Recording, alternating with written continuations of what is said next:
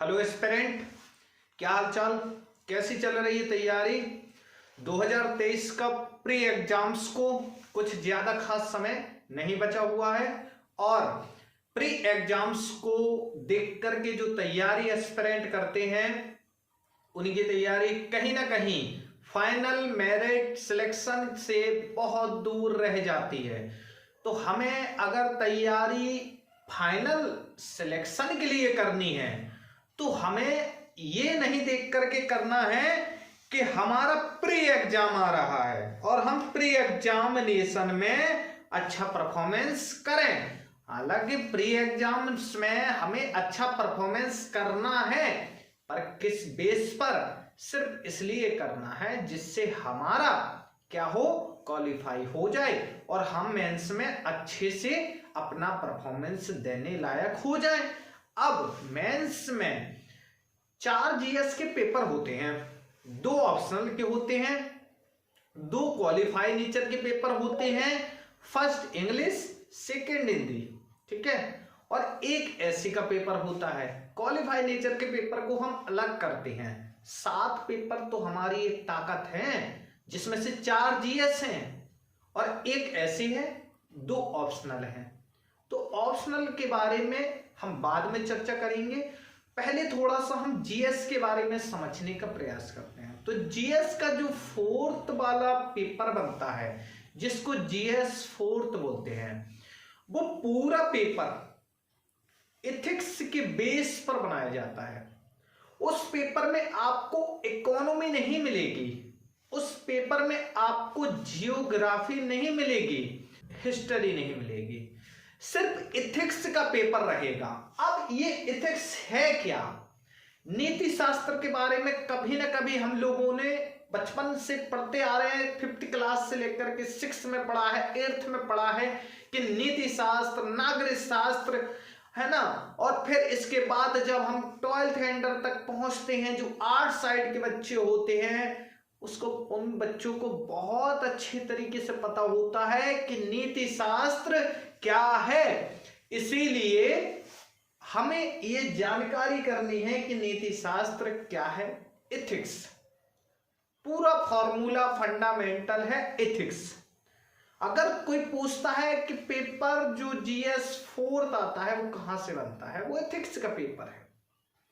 Fundamental आते हैं, नीति शास्त्र है, अभिरुचियां हैं, गवर्नेंस है, ये सारी रूल्स फंडामेंटल्स, ये क्या है, हमारे एथिक्स में आने वाली चीजें हैं। एथिक्स बहुत इंपोर्टेंट फैक्ट है। 250 मार्क्स का पेपर क्या है? जड़, यूपीएससी की जड़ है। पर क्या करते हैं बच्चे, एथिक्स का मटेरियल मार्केट में इतने आसानी से तो मिलता नहीं, तो उतनी आसानी से तैयारी भी बच्चे की एथिक्स की प्रॉपर तरीके से हो नहीं पाती है ना। और हम चाहते हैं कि हर बच्चे की तैयारी एथिक्स की अच्छे से हो सके। जितनी जानकारी मुझे है उतनी जानकारी आपको फ्री ऑफ कॉस्ट तो मिले। आप लोग करते क्या हैं, बहुत से एस्पिरेंट ये करते हैं कि सर तैयारी तो ठीक होगी नहीं, मजा ही नहीं आ रहा होगा ना पढ़ाई में, और क्योंकि फ्री ऑफ कॉस्ट है। तो ये बिल्कुल ना सोचें। आज पता है एथिक्स की इसी क्लास को मैंने सोचा था लाइव लूंगा, बच्चों तक सीधा जुड़ने का प्रयास करूंगा, सीधे डायरेक्ट बात होगी। किस तरीके से वहां से कमेंट आएगा, जो डाउट्स है वो तुरंत क्लास में क्लियर किया जाए। पर हुआ क्या, टेक्निकल इशू, नहीं हो पाई हमारी लाइव क्लास, नहीं ले पाए हम आज लाइव क्लास। और पता, इतना दुख है मुझे कि मैं इस क्लास को लाइव नहीं ले पाया। तो एक रविकांत बाबू है, उन्होंने कहा कि सर कल ले लेना क्लास। तो मैंने थोड़ी देर के लिए सोचा ठीक है कल ले लेंगे, पर मेरा दिल नहीं माना। मैंने कहा कि अगर एथिक्स के लिए हमने डाला हुआ थंबनेल है, टाइटल है, तो हम एथिक्स की क्लास लेंगे और आज की डेट में ही लेके अपलोड करेंगे, लाइव नहीं ले सके, क्या हुआ? इसकी जानकारी बच्चों तक तो पहुंचे। हम कल पूरा प्रयास करेंगे एथिक्स के सेकंड पार्ट को अपलोड नहीं, सीधा लाइव लेंगे। टाइम कहीं ना कहीं हम 11:40 या 11:30 का रखेंगे, पर हम क्लास लाइव ही लेंगे।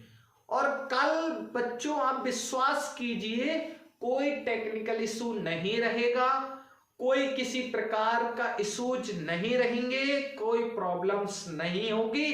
कल आपको पूरा प्रयास करना है ज्यादा से ज्यादा जुड़े और एथिक्स अपना अच्छे से कंप्लीट करें, ठीक है? तो आज का हम रिकॉर्डेड इसको दे देते हैं और अपलोड करते हैं, आप तक पहुंचे, आपको भी इतनी थोड़ी सी जानकारी मिले, ठीक है? तो एथिक्स में हम क्या टॉपिक्स और क्या एक हेडलाइंस पढ़ने का प्रयास करते हैं। हम आज देखेंगे सूचना का अधिकार। सूचना का अधिकार क्या है? आरटीआई। आरटीआई है क्या? Right to information. एक आरटीआई फंडामेंटल से रूल्स हैं जो कि सूचना का अधिकार है, इसको हम आरटीआई भी बोलते हैं। इस अधिनियम में यानी इस अधिकार में पॉइंट रहे हैं कि इसका अधिकार भारत जैसे बड़े लोकतंत्रों को मजबूत करने और उनके नागरिक केंद्रित विकास में महत्वपूर्ण भूमिका निभाता है। क्या करता है? जो सूचना यानी कि आरटीआई है, अधिकार, आरटीआई अधिकार भारत जैसे अधिकार, कौन सा? आरटीआई भारत जैसे बड़े लोकतंत्रों को मजबूत करने और उनके नागरिक केंद्रित विकास में महत्वपूर्ण भूमिका निभाता है। भूमिका निभाने का मतलब क्या है?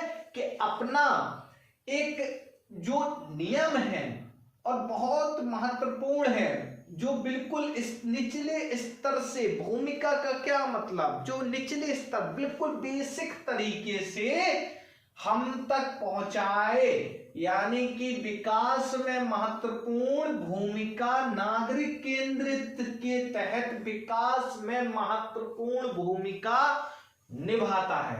कौन निभाता है बच्चों? आरटीआई। आरटीआई क्या है? Right to information. क्या है राइट टू इंफॉर्मेशन? सूचना का अधिकार। सेकंड पॉइंट, 1948 में संयुक्त राष्ट्र। संयुक्त राष्ट्र क्या है?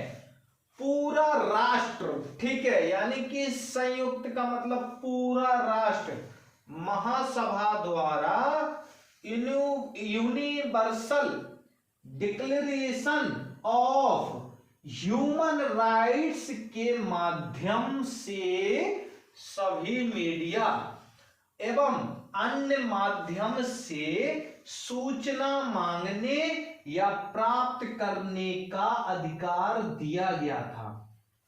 कब दिया गया था बच्चों? 1948 में। अब 1948 में क्या दिया गया था? कि संयुक्त राष्ट्र है, जो पूरा राष्ट्र है, वो महासभा द्वारा, संयुक्त राष्ट्र की महासभा के द्वारा universal declaration of human rights के माध्यम से सभी मीडिया, मीडिया है क्या? जो पत्रकार वगैरह होते हैं ना, जो प्रेस के संपादक के द्वारा नियुक्त किए होते हैं, उनको मीडिया के तौर बोलते हैं। मीडिया या अन्य माध्यम से सूचना मांगने या प्राप्त करने का अधिकार दिया गया था। थर्ड पॉइंट है, भारतीय लोकतंत्र को मजबूत करने को भारतीय संसद ने अधिनियम एक्ट 2005 लागू किया था। किसने लागू किया था? भारतीय संसद ने, क्वेश्चन ऐसे बन सकता है कि अधिनियम यानी कि एक्ट 2005 लागू किया। किसने लागू किया था? भारतीय संसद ने। क्यों लागू किया था? भारतीय लोकतंत्र को मजबूत करने के लिए। बच्चों 2005 अधिनियम क्यों लागू किया गया था? भारतीय लोकतंत्र को मजबूत करने के लिए किया गया था। किसने किया था? भारतीय संसद ने। 2005 अधिनियम भारतीय नागरिकों को सूचना का अधिकार उपलब्ध कराने के लिए, यह सूचना 30 दिन में उपलब्ध कराने को कहा। किसने कहा? ये जो सूचना है ना, 2005 अधिनियम भारतीय नागरिकों को सूचना का अधिकार उपलब्ध कराने के लिए किया, जिससे इस एक्ट के तहत भारतीय नागरिकों को सूचना प्राप्त हो सके। पहले क्या होता था? सूचना हम तक सीधे नहीं आ पाती थी। जब 2005 अधिनियम बना तो मीडिया के थ्रू हमें डायरेक्ट सूचना अंतरराष्ट्रीय स्तर की सीधा हम भारतीय नागरिकों को मिल सके। इसलिए अधिनियम 2005 को लागू किया गया था। किस लिए लागू किया गया था? समझ सकते हैं, भारतीय लोकतंत्र को मजबूत करने के लिए। किसके तहत किया गया था? भारतीय संविधान के तहत किया गया था। अब इसमें शर्त रखी गई थी, 2005 जो अधिनियम है इसमें शर्त रखी गई थी कि कितने दिनों में इसको कंप्लीट किया जाए। बच्चों तो इसमें शर्त में कहा गया था कि 30 दिन के अंदर, 2005 में जब ये अधिनियम बनाया गया, कहा गया था कि 30 दिन के अंदर ये लागू हो जाए, यानी कि सूचना उपलब्ध कराने को कहा गया था। पर व्यक्तिगत स्वतंत्रता से 48 घंटे के अंदर उपलब्ध कराने का प्रावधान है।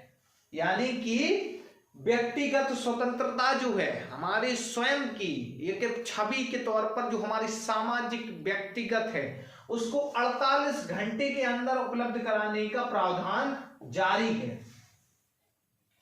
आरटीआई उद्देश्य पारदर्शी, यानी कि जो आरटीआई के उद्देश्य हैं वो है कि पारदर्शिता लाना। क्या उद्देश्य है? पारदर्शिता लाना, जवाबदेही करना और नागरिकों को सशक्त बनाना, भ्रष्टाचार पर रोक लाना, ये चीजें हैं। और इनमें सबसे महत्वपूर्ण जो आरटीआई का उद्देश्य है वो है हमारा 2G घोटाला। 2G घोटाले में क्या हुआ था बच्चों? 2G घोटाले से भारत सरकार को, 2G घोटाले से पता है क्या हुआ था? भारत सरकार को 2G के माध्यम से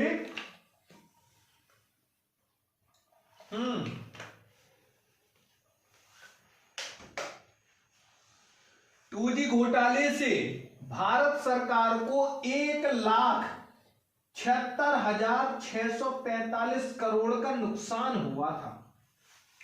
आरटीआई उद्देश्य में 2G घोटाले से भारत सरकार को 1,76,645 करोड़ का नुकसान हुआ था। इसलिए इसको बहुत बड़ा घोटाला माना जाता है। किसके तहत? भारतीय संसद के तहत। यह अधिनियम से सरकार के सभी कदमों को आम जनता के समक्ष जांच के दायरे में लाता है।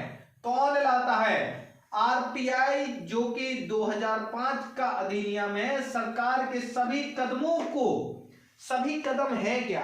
सरकार जो भी योजना बनाएगी, सरकार जो भी सोचेगी, सरकार जो भी नए नियम लागू करेगी, उनको आम जनता के समक्ष जांच के दायरे में लाएगी। यानी कि जांच के दायरे में लाएगी, यानी लाती है। जांच होगी कि ये चीज हमें लागू किस तरीके से करनी चाहिए, किस तरीके से ये जनता को बेनिफिशियल रहेगी, किस तरीके से जनता इसका लाभ उठा सकेगी। आम जनता इसके कदम आम जनता तक पहुंचे। सरकार सीधा बात करती है आम जनता से कि इस चीज को लागू करें, हालांकि अभी ये चीजें हो नहीं रही हैं, पर प्रतिनिधि है ना, जनता क्या है, आम जनता है क्या, थोड़ा समझ लेते हैं। आम जनता है क्या, थोड़ा मार्कर नहीं चल रहा है, वेट। आम जनता जो है, देखिए समझते हैं थोड़ा सा। आम जनता जो है, देखो ये टॉपिक है नीति शास्त्र का, एथिक्स से बहुत डीपली समझना है, हर कोई एथिक्स पढ़ाता नहीं है। आम जनता जो है, इसके ऊपर, आम जनता के ऊपर कौन बैठा है, जनता प्रतिनिधि। जनता प्रतिनिधि बैठे हुए। जनता प्रतिनिधि है कौन है यार, विधायक। विधायक जनता प्रतिनिधि है। और कौन है, सांसद। अब ये पता है क्या करते हैं, अब क्या कहा गया था इस सूचना अधिकार के तहत, यानी कि आरटीआई में, कि यह अधिनियम सरकार के सभी कदमों को आम जनता के समक्ष जांच के दायरे में लाता है। पर ऐसा क्या होता है बताइए आप, नहीं होता है, ऐसा नहीं हो पाता बच्चों, हम तक ये चीज नहीं पहुंचती है। क्या हम आम जनता नहीं है, क्या हमसे सरकार ये कहती है कि हम ये काम कराने जा रहे हैं, क्या इस प्रकार से ये लागू होना चाहिए, नहीं होता है। पर हमसे ऊपर जो बैठा है ना, विधायक प्रतिनिधि बोलते हैं जनता का, इसको पहुंचता है, ये कहते हैं सब पास कर दीजिए, ठीक है, हो जाती हैं ये चीजें, हम तक पहुंचती हैं। इससे सरकार अधिक जवाबदेही बनती है। किससे बनती है, सूचना का अधिकार से। आरटीआई में मुद्दे, खामियां, जो मुद्दे की खामियां हैं वो क्या हैं, खामियां मतलब कुछ विशेषताएं, कुछ कमियां। आरटीआई के तहत सभी संस्थान नहीं हैं, आरटीआई के तहत सभी संस्थान नहीं है। सेकंड पॉइंट है खामियों में, यह मुद्दा कुछ संस्थानों को अधिनियम के तहत कवर नहीं करता है, इसलिए ये क्या है कि संस्थान नहीं है आरटीआई के तहत। आज हमने एथिक्स का एक छोटा सा पॉइंट समझा है, ठीक है, हमने एक शुरुआत फाउंडेशन के बेस पर ये चीज समझी है कि सूचना का अधिकार यानी आरटीआई, ठीक है, राइट टू इंफॉर्मेशन, है ना। एथिक्स का ये चैप्टर हमने थोड़ा सा एक बेसिक तरीके में समझा है।